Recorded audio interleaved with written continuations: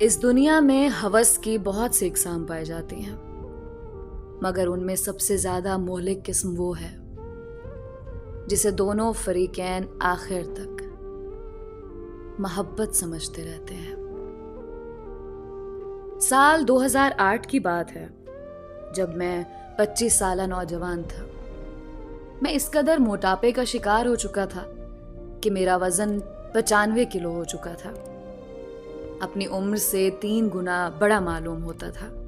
لوگوں کے طعنوں اور خود کی اذیت کو دیکھتے ہوئے میں نے گھر کے قریب عوامی پارک کا رخ کیا اور دل و دماغ میں ٹھان لیا کہ اب میرا یہ دوسرا گھر ہے۔ جب تک خود کو صحت مند نہ کر لوں اور وزن کو نارمل نہ کر لوں، تب تک اس پارک سے نہیں نکلوں گا۔ بس پھر تو پارک کے 2 چکر لگنا شروع ہو گئے، صبح فجر کی نماز کے بعد اور عصر کے بعد۔ روزانہ کی جدوجہد شروع ہو گئی۔ پہلے 1 گھنٹہ بہت تیز واک کرتا، پھر مشکل ورزش کو اپنی روزمرہ زندگی کا معمول بنا لیا۔ پارک میں طرح طرح کے لوگ دکھنے کو ملتے، آتے جاتے سب سے سلام دعا ہونے لگی۔ وہاں ایک رمشا نامی لڑکی بھی عصر کے وقت واک کرتی نظر آتی۔ اس کا بھی کچھ میرے جیسا حال تھا، وہ بھی شدید موٹاپے کا شکار تھی۔ عمر 23 سال تھی جبکہ وزن 84 کلو تھا۔ اپنی عمر سے بڑی معلوم ہوتی۔ سنہری رنگ کے بال تھے جن کو ہائی پونی کی ہوتی تھی۔ وہ کبھی واک کرتی میرے آگے آ جاتی تو کبھی میرے پیچھے۔ ہم روزانہ ایک دوسرے کو دیکھتے رہے۔ ہمارے درمیان کوئی بات نہیں ہوئی۔ تقریباً 1 ہفتہ گزرنے کے بعد ایک دن ایسا ہوا کہ جب میں واک کر کے بہت تھک گیا تو خود کو ریلیکس کرنے کے لیے ایک بینچ پر آ کر بیٹھ گیا۔ وہاں پہلے سے کسی خاتون کی کچھ چیزیں پڑی تھیں، جن میں ایک چادر تھی اور پانی کی بوتل بھی۔ میں تھوڑا سائڈ پر ہو کر بیٹھ گیا۔ کچھ ہی پل گزرے کہ رمشا وہاں آ گئی۔ میں اسے دیکھ کے فوراً اٹھنے لگا کہ یہ اس کی جگہ ہے، میں کسی دوسرے بینچ پر چلا جاؤں۔ وہ پھولے ہوئے سانس میں بولی، کوئی بات نہیں، آپ بیٹھے رہیں یہاں پر۔ میں فوراً سے بولا، آپ کا بینچ ہے یہ؟ میں بس خالی بینچ سمجھ کر بیٹھ گیا۔ ارے میرے گھر کا بینچ تھوڑی ہے، کامن پارک ہے، یہاں ہر بندہ بیٹھ سکتا ہے۔ میں یہ بات سن کر مسکرا دیا۔ چلیں شکریہ آپ کا۔ وہ مسکرا دی، وہ بھی بیٹھ گئی۔ تیز واک کی وجہ سے اس کا سانس پھولا ہوا تھا۔ کتنا مشکل ہے نا خود کو سمارٹ کرنا، فٹ کرنا۔ بینڈ بجی ہوئی ہے میری تو۔ میں اکتاہٹ سے بولا۔ وہ ہنسنے لگی اور بولی، صحیح بات ہے، بس اللہ کسی دشمن کو بھی موٹا نہ کرے، جینا حرام کر دیتا ہے یہ موٹاپا۔ وہ یہ بات کر کے پانی پینے لگی۔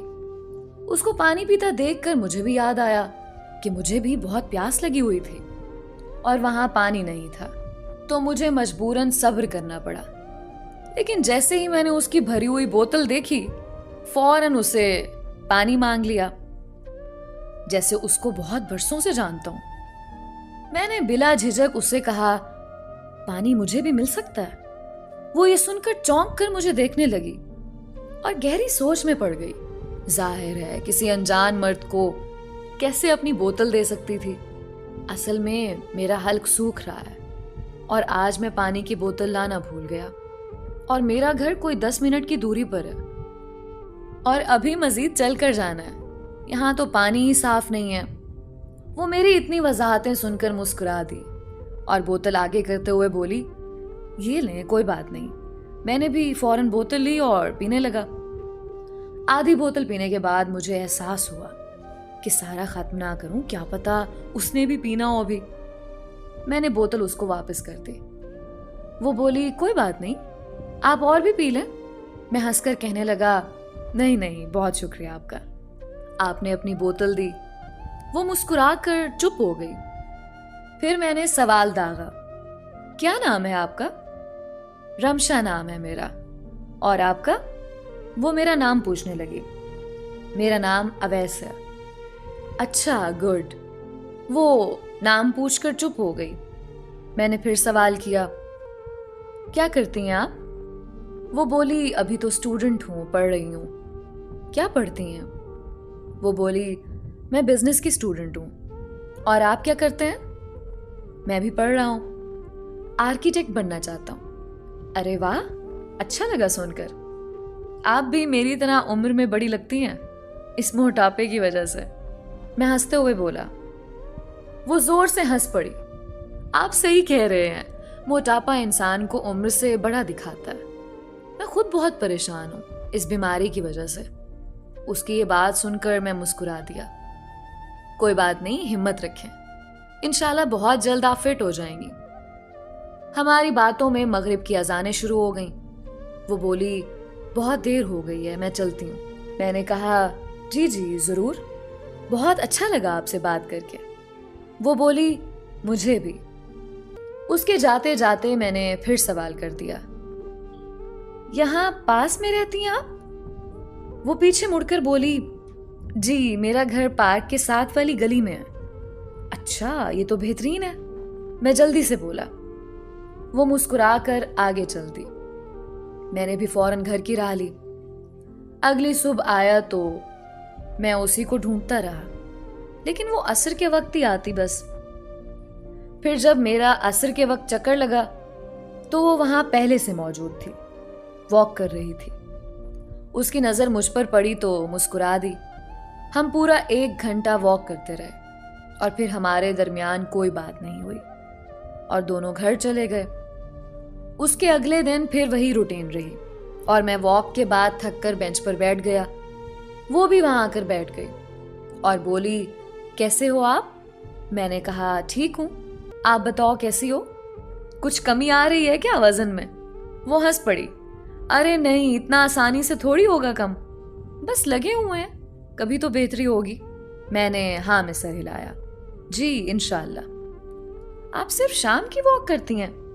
مارننگ واک بھی کیا کریں نا، ورک آؤٹ زیادہ بڑھائیں، جلدی فٹ ہوں گی. ہاں آپ صحیح کہہ رہے ہیں. آپ مارننگ واک کرتے ہیں؟ وہ مجھ سے پوچھنے لگی. جی ہاں، اور 2 ٹائم کی واک سے ہی کچھ فرق پڑ رہا ہے مجھے. میں نے 2 kg کم کیا ہے وزن، ابھی 1 ہفتہ ہوا ہے. وہ بہت خوش ہو کر بولی یہ تو بہت اچھا ہوا، ایسے ہی محنت کرتے رہیں. جی آپ بھی جوائن کریں نا مارننگ واک. جی انشاءاللہ کل سے. میں نے بہت سوچتے ہوئے بہت جھجک کر اسے کہا مجھے آپ کا نمبر مل سکتا ہے کیا، اگر آپ برا نہ مانیں تو. وہ سوچتے ہوئے بولی کیوں، آپ کو نمبر کیوں چاہیے؟ بس ویسے ہی آپ سے بات ہو جایا کرے گی. اس نے اپنا نمبر دیا اور اٹھ کر چلی گئی. میں نے گھر جاتے ہی اسے میسج کیا آپ آئیں گی کل مارننگ واک پر؟ تھوڑی ہی دیر بعد اس کا جواب آیا آپ اتنا بول رہے ہیں تو آ جاؤں گی. ویسے آپ نے میرا نمبر کیوں مانگا؟ میں نے کہا بات کرنے کے لیے، آپ مجھے اخلاق سے بہت اچھی لگی ہیں. وہ اوکے کر کے خاموش ہو گئی. اگلی صبح جب میں پارک پہنچا تو وہ مجھ سے پہلے وہاں موجود تھی. میں اسے حیرت سے دیکھ رہا تھا. وہ بولی کیا ہوا اویس، اتنی حیرت کیوں ہو رہی؟ میں نے کہا نہیں حیرت نہیں، خوشی ہو رہی ہے. اچھا لگا آپ کو مارننگ واک پر دیکھ کر. اب آپ دیکھنا بہت جلدی آپ کا وزن کم ہو جائے گا. ہم دونوں ہنس پڑے اور اپنے واک ٹریک پر چل پڑے. واک کر کے بیٹھے تو وہی روز کی گپ شپ. یوں 2 ماہ تک ہم روز ملنے لگے، روز باتیں کرتے اور گھر جا کر بھی باتیں ہوتی. ہماری دونوں کی دوستی ایک دوسرے میں دلچسپی میں بدلنے لگی. آہستہ آہستہ ہمارا رجحان بڑھتا گیا. کچھ مہینوں بعد ہمارا اچھا خاصا وزن کم ہو گیا. ہمیں بہت خوشی تھی. ساتھ ہی ہماری دلچسپی مزید گہری ہوتی گئی. اب میں نے اسے شادی کے لیے پرپوز کر دیا.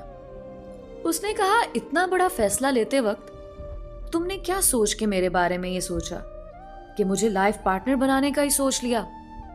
اس کے اس سوال کا مجھے کوئی جواب نہیں پتا تھا.